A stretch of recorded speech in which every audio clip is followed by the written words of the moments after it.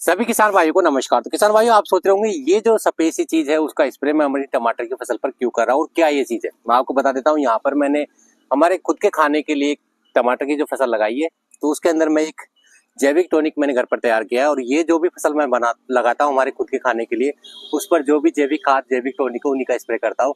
क्योंकि आजकल बाजारों में जो कीटनाशक और जो फंगीसाइड आते हैं महंगे महंगे आते हैं, और साथ ही इन चीजों का इस्तेमाल जब हमारी फसल में करते हैं, उसका सेवन हम करते हैं, तो हमारे लिए बहुत ही हानिकारक होता है।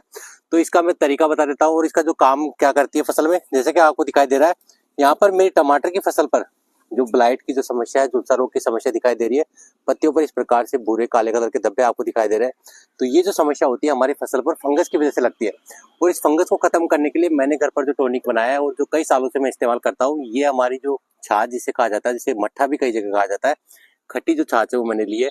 आपको क्या करना है, आपको जो छाछ है वो लेनी है, उसके अंदर एक कॉपर का जो टुकड़ा है वो डाल लेना है और 10 दिन तक आपको उस छाछ को सड़ा लेना है। सड़ाने के बाद में जो छाछ आपकी सड़ी हुई तैयार हुई है, जो मट्ठा आपका तैयार हुआ है, उसकी लगभग आधा लीटर की जो मात्रा है, बड़े स्प्रे पंप में जो 15 लीटर का स्प्रे पंप होता है उसमें आधा लीटर की मात्रा आपको मिलानी है। और यहाँ पर जो मैंने 1 लीटर के आसपास जो पानी की जो बोतल है उसके अंदर 100 ml की जो मात्रा है वो खट्टी छाछ की मिलाई है, जो मैंने तैयार करी है।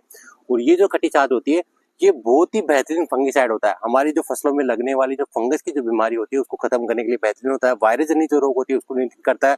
और साथ ही इस प्रकार का स्प्रे करने से हमारा जो फल फूल होता है उसका उत्पादन भी बढ़ता है।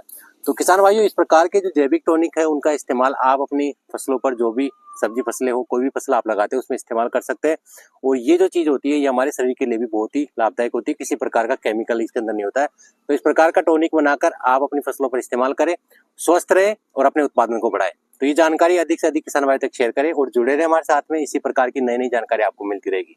धन्यवाद।